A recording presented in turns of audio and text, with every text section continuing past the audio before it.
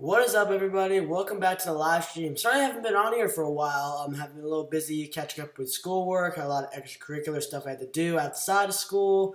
It's been a pretty crazy time for me right now. But sorry I haven't been uploading so recently. I will try and get back to that within the coming weeks. But I'm available now, and we got some stuff to talk about here, including this preview and fantasy outlook for Week 4. And there's some interesting storylines heading into this game. Of course, we have probably two teams who are trying to fight their way into the playoffs. Well, not fight their way into the playoffs, going to probably make the playoffs. Then you have probably an interesting quarterback on one end who is replacing one of the greatest quarterbacks of all time, if not the greatest quarterback of all time. Then you have a young phenom who is probably still in the running for MVP. And then you have defenses that one of them has arguably one of the best secondaries in the game. And then the other one who has usually one of the best pass rushes, except is not very healthy at the time. So there are a lot of interesting storylines heading into this game. We will get into it here. But along with everything in this, we are going to go over keys to the game, score prediction. We got injury reports on both sides. About a quarter way through the year. What can we fix? Also, what is my final score prediction? Plus, fantasy outlook, my matchup, and then some sleeper picks for this week. All that and more. Stay tuned. But before I get into any of this, please make sure if you guys do enjoy this video, smash that like button down below. Hit that subscribe button down below as well. Ring that notification bell next to that subscribe button over there. And then we are going to... No, not we are going to. Ring that bell, and then that way you will get notified of all my other videos. Share this video out with your friends and let them get notified of all my other videos. Share this video out on Twitter, Facebook, Instagram, Snapchat, TikTok, everywhere. And without further ado, we got a lot to talk about. Let's get into this video. So, first things first, the matchup itself. We, number one, have two interesting quarterbacks on the ends. Number one, Patrick Mahomes versus Cam Newton. Here's some facts about the quarterbacks coming off.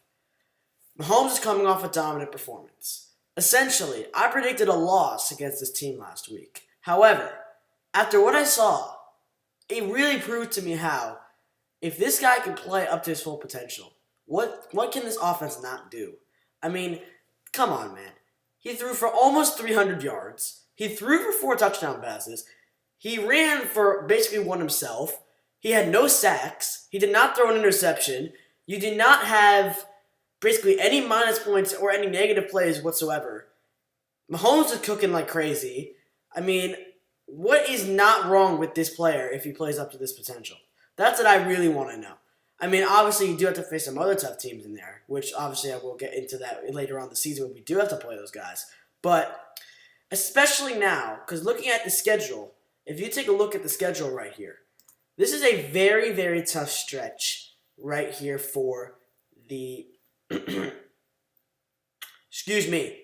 I had a little snack before this, and I kind of got myself a little bit on it. But anyway,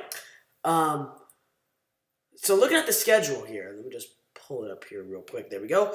So, if you're looking at the schedule, one of the very important things to know about this schedule here is that the Seahawks, like you guys probably know, have 2 games before the bye, and then they pretty much have a very tough stretch. This is the very tough stretch right now. Looking at the stretch right here.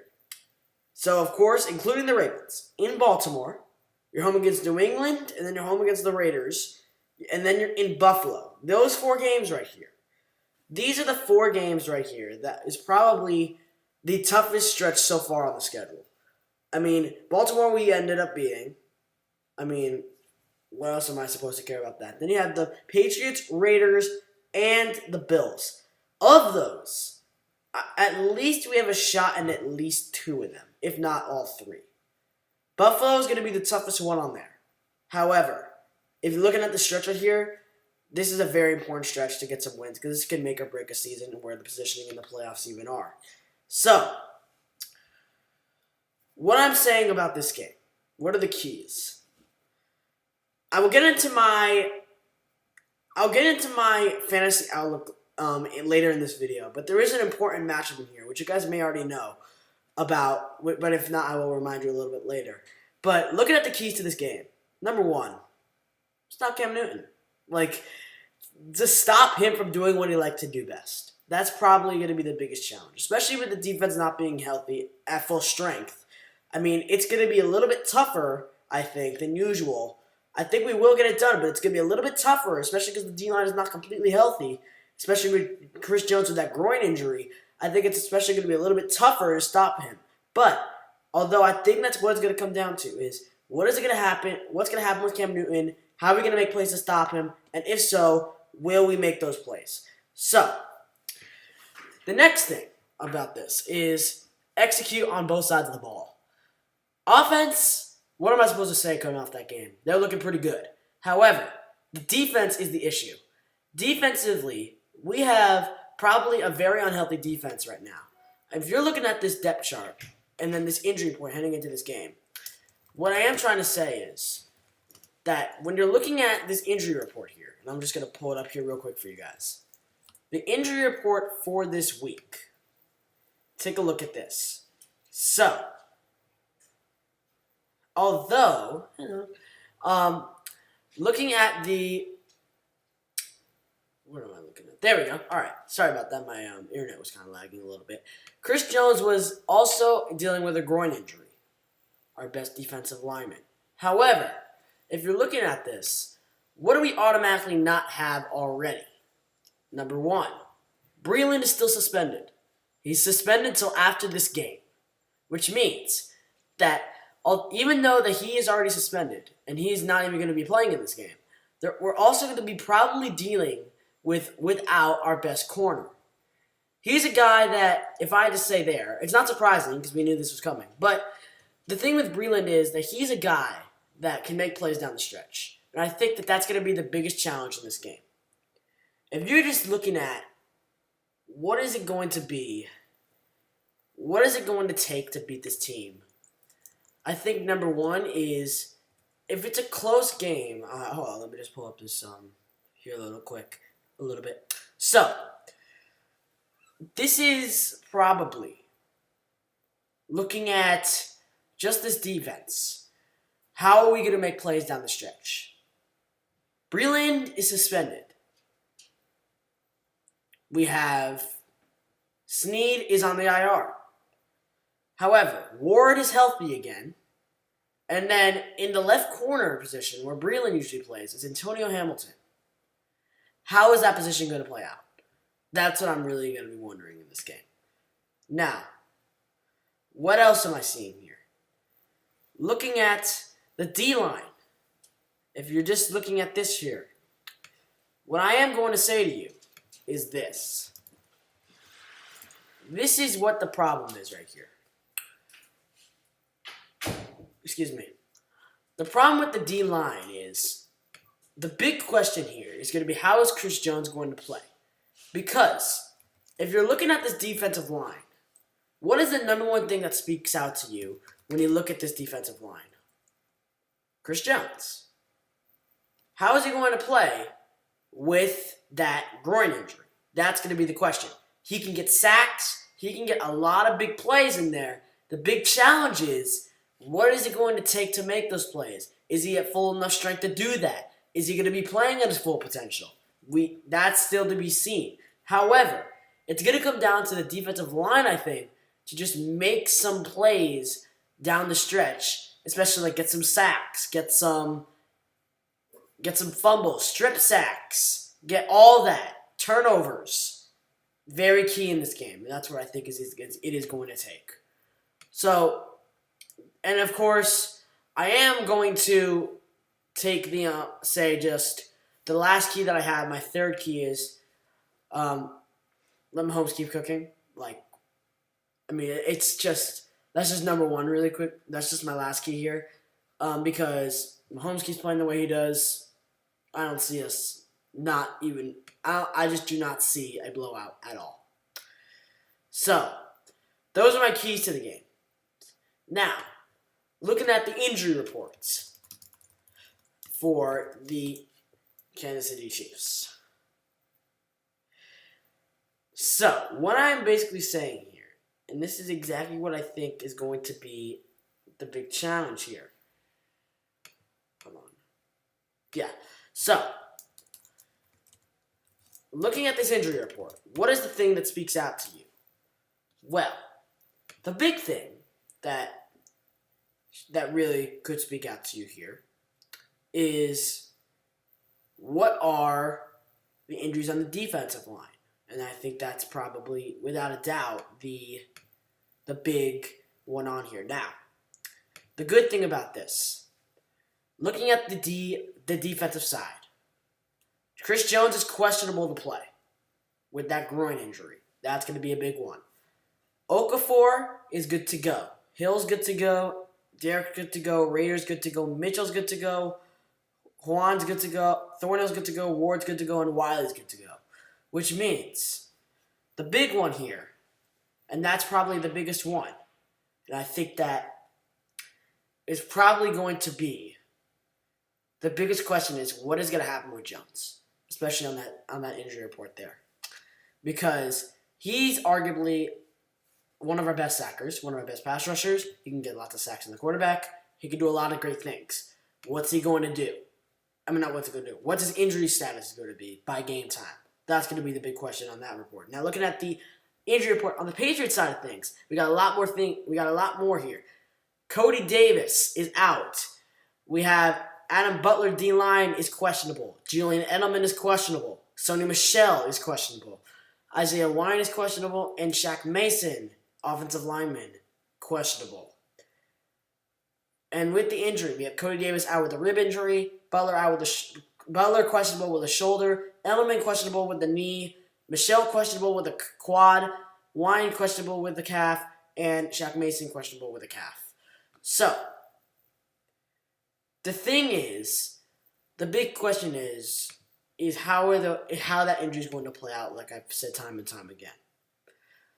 Now, looking at another team standpoint, we have fantasy-wise. Let's head over there now. Looking at the fantasy standpoint, let's break this thing down matchup by matchup. All right. So, let's start off here with my matchup here. So, a pretty interesting matchup here. Here, let me just probably, because I feel like is one of my all-time favorite things to talk about is what are the outlook heading into the game? Heading into Sunday, I am officially down 14.1 to nothing on Norb because of Jerry Jeudy's performance, because he had Jerry Jeudy starting for him. Now, looking at my side, I have Mahomes, Drake, Henderson. Actually, no. Before I get into the starters, let me not get into the starters just yet. Let's talk about some late moves that I've just made. Brown is probably most likely not going to play, and he is not going to probably. Brown is going to play. My bad. Not bad. He's not going to play. He was questionable. He had that calf injury, but now he has been cleared. That was my bad. But looking at the latest moves on the waiver wire, we have Chris Thompson from the Jacksonville Jaguars has officially been made on the waiver. Is officially been pulled off the waiver wire. And then just yesterday, James White from the Patriots, I pulled off the waiver wire. So, looking at my bench right now, looking at my starters, we have Mahomes, Kenyon Drake, Darrell Henderson, Brandon Cooks, Devontae Parker, Hunter Henry, and then the flex is to be decided, which is going to be either probably Skansling or Beasley, most likely Beasley probably. And then Sloman, and then the Pats D. Now, the big matchup here is Mahomes and the Pats D. The Pats D gets points in a couple of different ways. Sacks on the quarterback. Because if they get a sack, they get a point, Mahomes loses a point. Fumble. Mahomes fumbles the ball, the Pats D gets a point, he loses a point. INT. Mahomes loses a point, Pats gain a point. And then, another thing here is safety. Unless safety, he could very well lose points too. That's going to be the big one there. Now, looking at Norb's matchup here. Tannehill, he had on his bench. He's out. He has a lot of injuries on his side. First of all, Ryan Tannehill is not playing due to the outbreak. Reed, tight end of the Niners, on the IR, not playing. Fournette is out. Gage is questionable, and Akers is out. Which means, looking at the matchup here,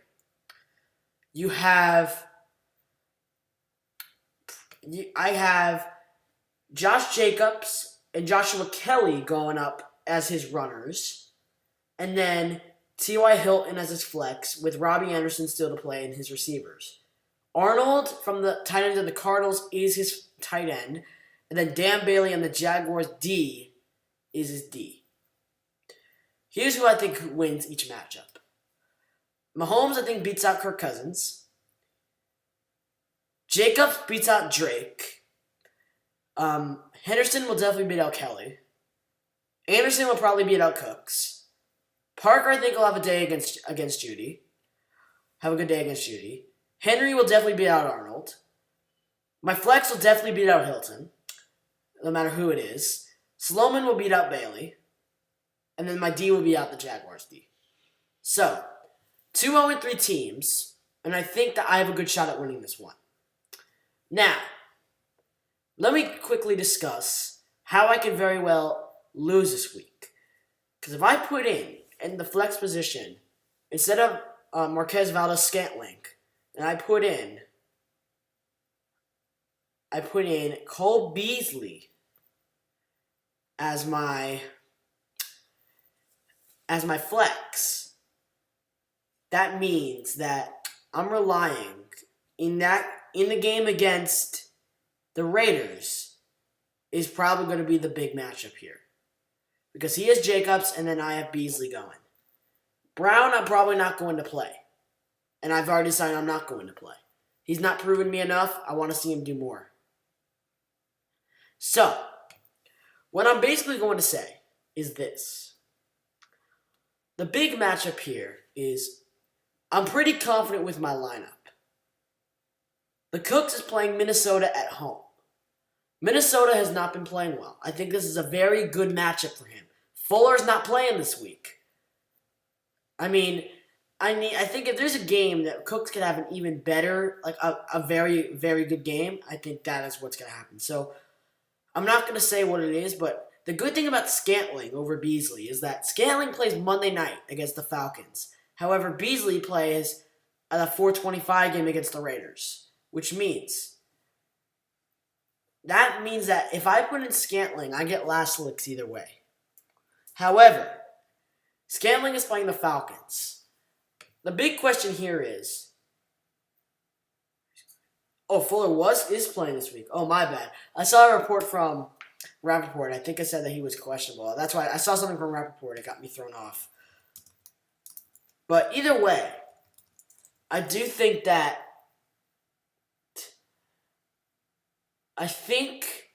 the big question is how many times will he get the ball? Because I think the big thing about playing Cooks is in a wide receiver role, you're going to want him to step up. I think he can. I think he has the potential to. But the big question is he going to be able to do that? He's not completely shown it yet. But will he be able to show it? I think he may be able to. Now, looking at Valdes-Scantling and Beasley, I'm probably going to play Beasley because I think he can get more targets. But Scantling is going up against the Falcons. Falcons give up a lot of points, and I think that especially with the offense that the Packers have, I think he can get a lot of targets though. However, the question is, do I think that Scantling can get a good enough day where I think that he can deliver enough to give me a win? Because Scantling plays Monday, which means if it's a close game heading into Monday, I think I could have a legitimate shot at winning this thing. However, If I put Beasley in, I don't get that Monday advantage. He doesn't have any guys going Monday either way. So I think either way, I need to know who I'm going to be playing and what the risk is with each player. That's what I have. So that's my matchup breakdown there. Now looking at some other matchups here. I'm looking at, let's go to Kegels Bagels versus Calvin. This is an interesting one. Looking at these runners here. All right, so coming out these runners, this matchup here. So looking at this runner, and this is, before I get into this matchup here, I need to first of all talk about the trade that went down today. So looking at the trade that went down today. Let me just pull this up on here. 1 second. Here we go. So, Nick and Calvin proposed a trade today that Calvin gives away Tua and Jared McKinnon, and then Nick gives up Breeze and Johnson. Let me say something about this trade to you, Nick. I know you're watching this right now. So let me just say this very quickly. What are you giving up? He is probably arguably one of, if not the best quarterback playing right now. He has a very good offense going for him. He's one of the top guys that can throw. He's one of the top guys that can also run the ball, if I'm assuming. He can get you lots of points when you need it most. I mean, and you're going to give him up for McKinnon and Tua, who are McKinnon. First of all, he's only starting because Mostert's injured, and he's probably not going to be starting within a few weeks. And then Tua, who's not even starting? Like, what are you giving up here? Do you know how much Breeze is worth? Breeze, you're looking at Calvin's team right here. Looking at this matchup here, you have Dalvin Cook, James Robinson, like one of those two at the least. So you're telling me you're giving up I have him as probably one of the top 5 quarterback in the game. And you're giving up for a running back who may not be starting within a couple of weeks? Like, I mean, it is such a terrible trade. Calvin definitely won this trade. I don't care what you say, but here's the deal. If you're saying to me that in any way, shape, or form that you won this trade, you're wrong. Because the thing is, if you're looking at Breeze and Johnson is not that good in my opinion. Just take that for granted. Take my word for that. And so I don't care about that part. But getting back, just take out the McKinnon part for 1 second. If you just look at Breeze, you have McKinnon and Tua coming to your side. So, when I'm looking at this, I'm saying to you that at the least, very least, you get either from Calvin one of his top receivers and one of his top runners. At the very least, one of his top runners. All right? No. Nick, no. I don't want to hear that comment. No. No. I don't care if you need a running back bad. McKinnon will not be as good for you within a few weeks. I'm looking at long term here. Johnson does not suck. Okay? I mean, not Johnson. My bad. Here's the deal. Not bad. Here's the thing. Looking at what Breeze is worth, Breeze is a top-tier quarterback. Literally, I have Mahomes on my team. He gives me so many points a week. Breeze gives you a lot of points, okay? Same thing with Henry. I was dealing with Henry a little bit. And I was thinking about if I was going to trade him away. I ended up not trading him because here's the deal. He's one of my consistent point scorers, okay? Because here's the thing.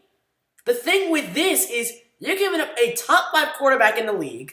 You're basically not getting anything back for it, except probably a running back who will not be starting within a few weeks because Mostert could be coming back. And then a quarterback who does not even start. Okay?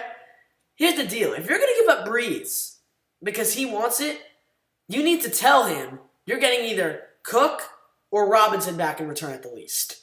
If not both. If not both. At least, or if not one of them and one of his top receivers in Evans or Gallup. I mean, he's worth so much more than what you are getting. Okay? That is just straight facts. All right? So what I think is the big problem with you here, looking at who he's playing, you're giving him the gift of a quarterback. Like, first of all, let me just say this right now. All right? Let me say this. He has Big Ben already on his team. Okay? That's not nothing. I mean, if you're just seeing this trade from the perspective, and now I'm not getting mad here, I'm just trying to bring up some points here for Nick, because I think Nick made a huge mistake doing this trade here, Joseph. And let me just say this very quickly. All right? Breeze is a top 5 quarterback in the league. You get back nothing up to his value. He has at least 2 of the top runners right now in the entire league. Okay? I don't care. Cooks can give you points. Robinson, he could put up 30 for you. You don't think that Robinson is worth as much as Brees? You don't think Cooks is worth as much as Brees? Like, I'm looking at Calvin. I'm psyched if I'm Calvin right now, and I am depressed if I'm you right now, Nick. That's all I'm saying.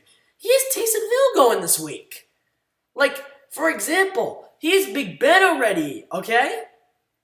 So what you're trying to say here is what I'm trying to say is that when you have a top 5, looking at your quarterbacks right here, okay?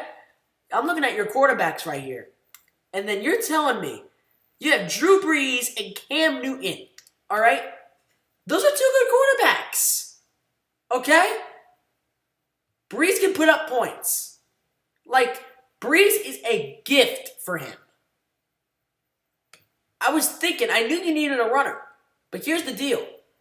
If you're going to need a runner, give him something other than Brees. Like, at this point, you have Adam Thielen. I'm not Adam Thielen. You have, who else do you have on your bench you can give up? You have Anthony Miller. You can make a point with him, I think. I think that you could possibly, first of all, you have Lazard on your bench who's also out. So he also should probably not be on your bench. Thirdly, here's the deal. What I'm trying to say to you is this. In the end, when you're seeing what Brees can do in a game, there could be one game where he can absolutely go off, and then you win that week because of him. What I'm trying to say here is, if you're going to give up Brees, get something great back in return that is actually worth your time. Because what you got back was not worth your time. That's my point. I rest my case. Anyway, so, back to the matchups here. Looking at Nick, I think he's in trouble this week. I think he's in trouble. Nick, I hate to say this to you, bro. You got a tough matchup this week. You're going up against Josh Allen, Kamara, who's probably, I think, going to go off as well this week. You have Odell. Let's the Bears D. You got Kareem Hunt. He's probably also going to be going.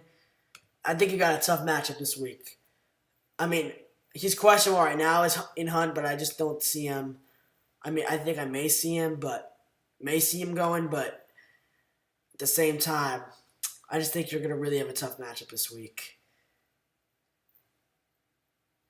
All right? So what I'm trying to say is,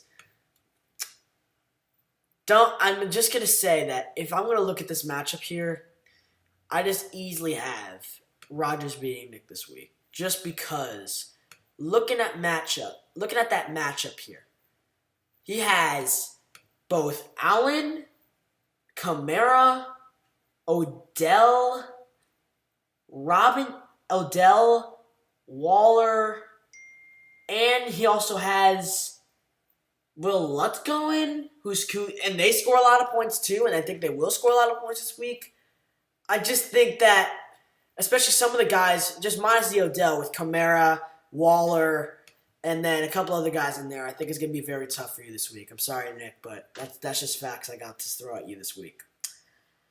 But one last matchup I do want to break down. I want to break down, can we just see here? Let me see if he even is in here paying attention. All right, anyway, that's a good call. But looking at the... Let's see here. Noah Kebron versus Noah matchup. This is an interesting matchup this week here. We have two 2-1 teams going at it this week. So, looking at this matchup, the quarterback-wise, for Noah and Kebron, Murray versus Rodgers. Very interesting here. Now, before I get into any further, look at the amount of guys on Kebron's roster that have buys this week. I mean, 4, okay? 4 right now. Let me just say this right now. Could someone explain to me why Kebron has Antonio Brown on his bench? What is the point of having it on your bench? He's not gonna play. He's not gonna play. He's still suspended. I don't know how long he's gonna be out for. Why is he on your bench? Just a waste of a spot. Next, he has 3 guys that are off this week: Derrick Henry, Davis, and Smith-Schuster. So, looking at what he has to fill in for that, he does not have a backup. He has Aaron Hooper as his tight end. He's going to have as his backup runner, probably Pollard is going to have to go. Then you have in the receiver slot. No. Scratch that. Tight end, you're good. Starting at the running backs, you're going to have Pollard, and then you have and then you're going to probably have to go with Snead, and then Kirk, if he can play, because he is questionable right now. So, it's going to be an interesting matchup there, but that's what I think is going to be a tough matchup for him there. That's it here. Hope you guys have a great rest of your evening and a great rest of your weekend. Let's have a great rest of my week. Final score prediction very quickly before I end this. Final score 35-20. The Chiefs win this one. And until next time, my name is the Sports Nerd. Have yourselves a great rest of your day, great rest of your weekend. And until next time, hit that like button, subscribe, ring that bell, do all that good jazz. And until next time, this is the Casey Sports Nerd saying, have yourselves a great rest of your fantasy weekend. And let me just say this very quickly, because this is something I've really been wondering, is that this is me saying here, why in the world am I actually getting 2 guys off of waivers that I think that easily one of them could have gone to Norb, especially in James White? Then you have James White, which many people actually wanted to get. He's been out the last couple of weeks. He's probably going to have a very good time in fantasy-wise, I think. And I think it's an absolute good part as a fill-in for me. And either way, you're looking at this matchup here. Why in the world is Nick giving up Breeze here, and then he's getting Jeremy McKinnon and Tua back in advance, and then he's ending up getting nothing back that's really related to him, and then he's related up to his value, and then instead he had Dalvin Cook and James Robinson both on Calvin's bench, and he didn't even go for one of them. I mean, you gotta go for, if you're gonna give up Breeze, you gotta go for at least one of them. I know you need a running back desperately, so if you're gonna get a running back, go for one of those 2. That's my point. Until next time, go Chiefs, go Cougs.